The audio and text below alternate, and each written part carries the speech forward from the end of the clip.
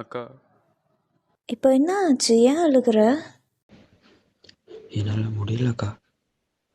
எங்கே போனாலும் பிரச்சனை, வீட்டுக்கு வந்தால் பிரச்சனை, வெளியில் போனால் பிரச்சனை.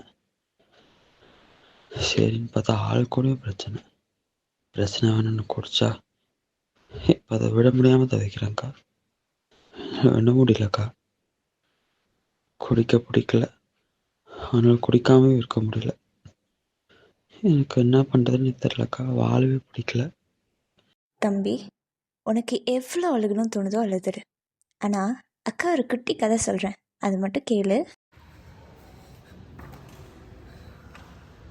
ஐயோ, என் கூட இந்த ஒரு தங்கச்சி நட்டு போயிட்டாளே. இப்போ எனக்கு யாருமே இல்லையே. நான் ஏன் இப்படி பண்ணேன்? அவளை என்கிட்ட திரும்ப கொண்டு வாங்க கடவுளே.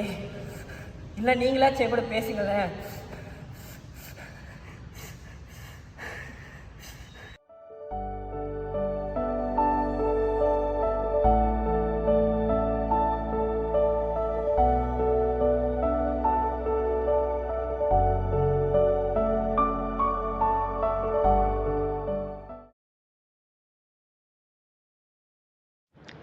தம்பி, என்னப்பா ஆச்சு? அதுவா,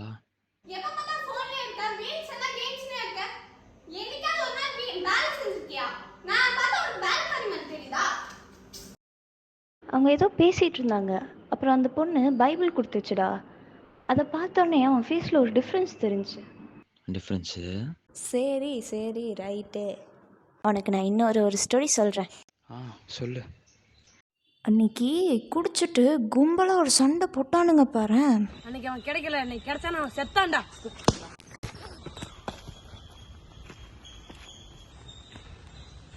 டேய்,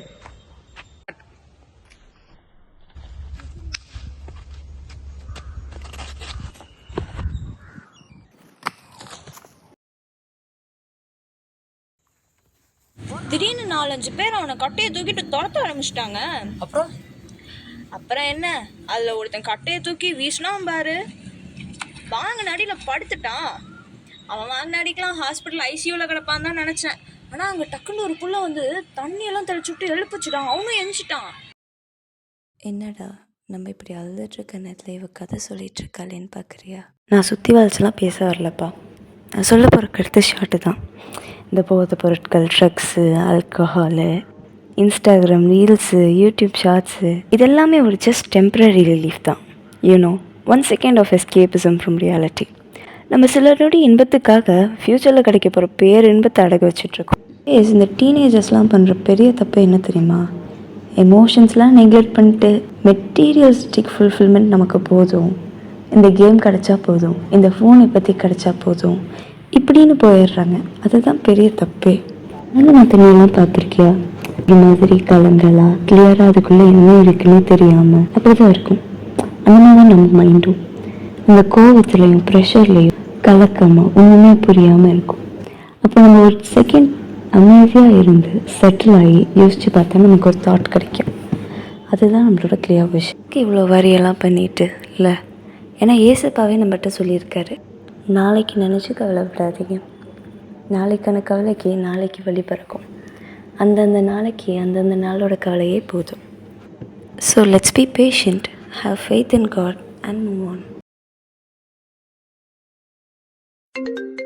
அக்கா மறுபடியும் கூப்பிடுறா. ஹாய்டா தம்பி, எப்படி இருக்க? அக்கா இப்போதானக்கா பேசணும். ஏய் என்னடா சொல்ற? இப்பதான் சார்ஜ் போட்டு போனே கையில எடுக்கிறேன். பாப்பா யார் கூப்பிட்டது?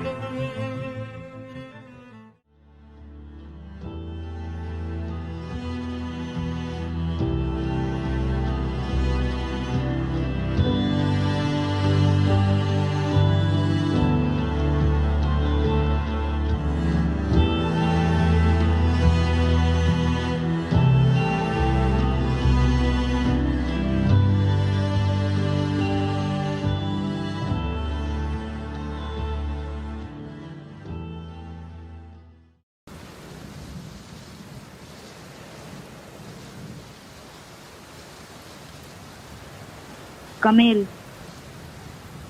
அந்த 7 பேரு அவனை சும்மா விடுற மாதிரி தெரியல. ஆனா அவங்கள தாண்டி அவன் வந்துருவானா?